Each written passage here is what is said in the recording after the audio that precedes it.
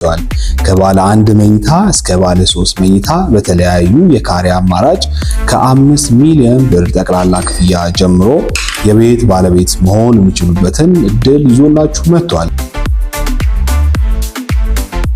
ጤና ይስጥልን አድማጮች፣ ይህ አዋዜ ልዩ ላልሰማችሁ ነው። ከመረጃዎቹ ጋር አብርሃም መኳንንት ነኝ።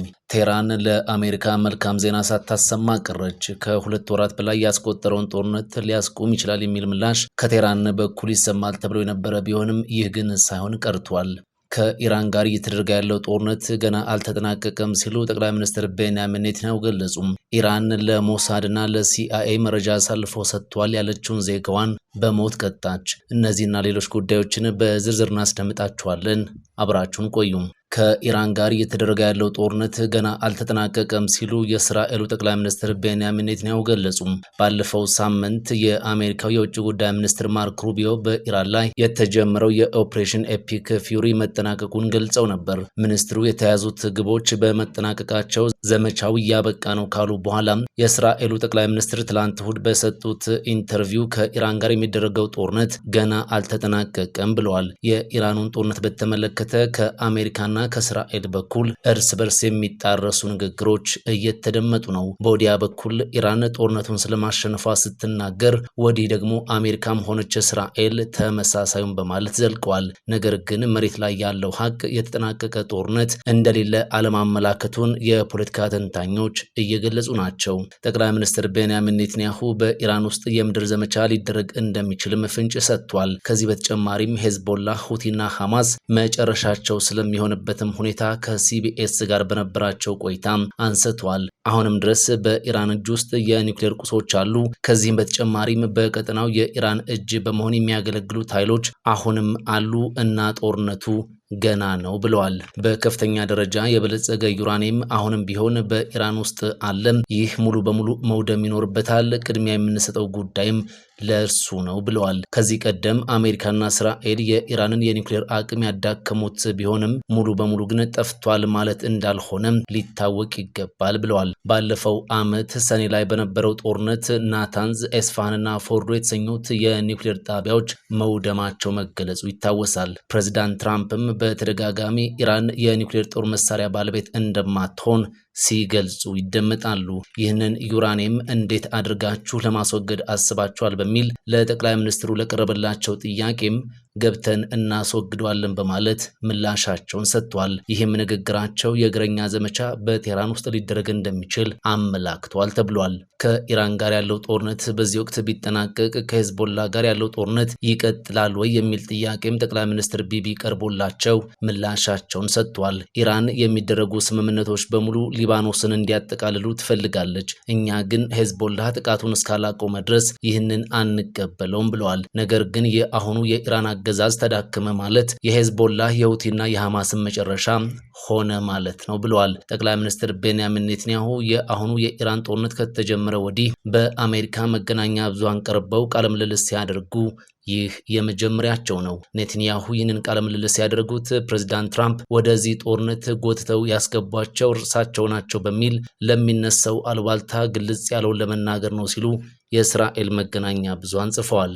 ጠቅላይ ሚኒስትሩም ቢሆኑ በቆይታቸው ኢራን ለእስራኤል ብቻ ሳይሆን ሞት የምትመኘው ለአሜሪካም ጭምር ነው፣ ትራምፕም ይህንን በሚገባ ይረዱታል ብለዋል።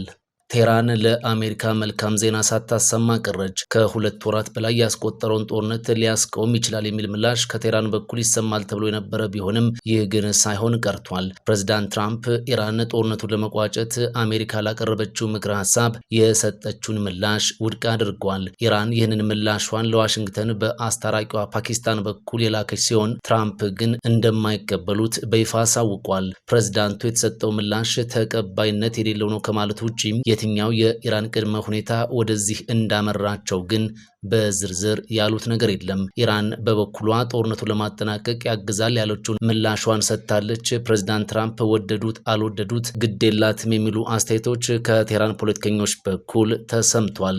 ፕሬዝዳንት ትራምፕ ከዚህ ቀደም የአሜሪካ ወታደራዊ ዘመቻ ኢራን እኛ በተስማማንበት ነጥብ ከተስማማች ይጠናቀቃል ማለታቸው ይታወሳል። ይህ የማይሆን ከሆነ ግን ዋሽንግተን ዳግም ጥቃቷን አጠናክራ ትቀጥላለች በማለት ማስጠንቀቃቸው እንዲሁ አይዘነጋም። ፕሬዝዳንት ትራምፕ በትሩዝ ሶሻል ሚዲያ ባጋሩት መልእክት ከኢራን የተላከውን ምላሽ አይቼዋለሁ፣ አልወደድኩትም፣ በፍጹም ተቀባይነት የለውም ብለዋል። ቴህራን ለአሜሪካው እቅድ የሰጠችው ምላሽ በርካታ ቁልፍ ነገሮችንና ቅድመ ሁኔታዎችን መያዙ ተሰምቷል። ኢራን ሊባኖስን ጨምሮ በሁሉም ግንባሮች ያሉ ጦርነቶች እንዲቆሙ፣ በጦርነቱ ለደረሰው ኪሳራ ሙሉ ካሳ እንዲከፈላት፣ ዳግም ጥቃት እንደማይከፈትባት ዋስትና እንዲሰጣትና ማዕቀቦች እንዲነሱላት ጠይቃለች መባሉን የኢራን መገናኛ ብዙሃን ዘግቧል። ከዚህ በተጨማሪ አሜሪካ በወደቦቿ ላይ ጣለችውን እገዳም ማንሳት እንደሚኖርባትም ጠይቃለች ተብሏል። ፕሬዝዳንት ትራምፕ ከቻይናው አቻቸው ጋር በዚህ ሳምንት በቻይና በሚኖራቸው ንግግር ስለ ኢራን ይመክራሉ ተብሎ ይጠበቃል። ዋሽንግተን ቻይና ቴህራን ወደ ስምምነት ጠረጴዛው እንድትመጣም ግፊት ታደርጋለች የሚል ጽኑ እምነት አላት። መሪዎቹ በንግግራቸው ከኢራን በተጨማሪም ስለ ታይዋን ጉዳይም ይነጋገራሉ ተብሎ ይጠበቃል። እንደ አሜሪካ ባለስልጣናት መረጃ ከሆነ የትራምፕ የ2 ቀናት ይፋዊ ጉብኝት በዚህ ሳምንት ይደረጋል። የኢራኑ ፕሬዝዳንት ማሱድ ፔዜሽኪያን ድርድር ወይም ንግግር እጅ የመስጠት ምልክት አይደለም፣ ማንኛውም ንግግር የሀገራችንን ጥቅም የሚያስከብር በሆነበት አግባብ ብቻ ይከናወናል ብለዋል። በተመሳሳይ የኢራን ጦር ቃል አቀባይ ጠላቶቻችን እንዳለፈው ስህተታቸው ለሌላ ዙር ጥቃት ከተዘጋጁ ያልጠበቁት ይገጥማቸዋል ሲሉ አስጠንቅቋል።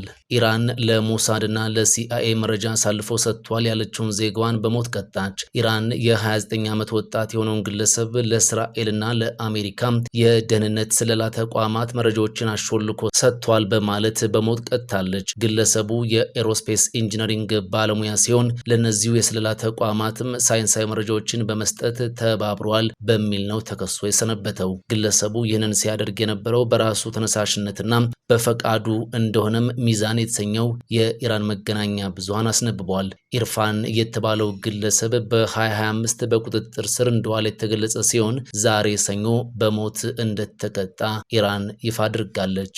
ሄዝቦላህ በደቡብ ሊባኖስ በእስራኤል ጦር ላይ 24 ጥቃቶችን አድርሻለሁ አለም። የሊባኖሱ ታጣቂ ኃይል ሄዝቦላህ በአንድ ቀን ውስጥ በደቡባዊ ሊባኖስ ውስጥ ነው በእስራኤል ጦር ይዞታዎችና ወታደራዊ ተሽከርካሪዎች ላይ ጥቃት አድርሻለሁ ሲል በይፋ የተናገረው። ቡድኑ ይህንን ጥቃት የሰነዘረው እስራኤል የተኩስ አቁም ስምምነቱን በመጣስ ላደረሰችው ጥቃት ምላሽ ነው ብሏል። እስራኤል ከማርች ወዲህ በሊባኖስ ላይ እየወሰደች ባለው ወታደራዊ ዘመቻ ከ2800 በላይ ሰዎች ተገድለዋል የሚባል ሲሆን ከ1 ሚሊዮን በላይ የሚሆኑት ደግሞ ከመኖሪያ ቀያቸው እንዲፈናቀሉ ሆነዋልም ተብሏል። አሜሪካ የፊታችን ሐሙስና አርብ ሊባኖስና እስራኤል የሰላም ንግግር በዋሽንግተን ያደርጋሉ ብላለች። በሌላ መረጃ ደግሞ የኢራኑ የውጭ ጉዳይ ሚኒስትር አባስ አራግቺ ከግብፁ አቻቸው ባድር አብድላቲ ጋር በስልክ መወያየታቸውን ይፋ አድርገዋል። ውጭ ጉዳይ ሚኒስትሮቹ በስልክ ንግግራቸው በዋሽንግተንና በቴህራን መካከል ስላለው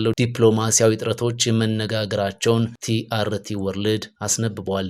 ኢራን የሆርሙዝ ወሽመጥ የኢንተርኔት ኬብሎችን ለመቆጣጠር አቅዳለች ተባለም። ኢራን በሆርሙዝ ወሽመጥ በኩል የሚያልፉ 7 ቁልፍ የባህር ውስጥ የኢንተርኔት ኬብሎችን ሙሉ በሙሉ በቁጥጥሯ ስር ለማድረግ መነሳቷ ተነግሯል። በአገሪቱ አዲስ መመሪያ መሰረት ማንኛውም የውጭ ኬብል ኦፕሬተር የኢራንን ፍቃድ ማውጣት፣ የመተላለፊያ ክፍያ መክፈልና የሀገሪቱን ሕግ ማክበር ይጠበቅበታል ተብሏል።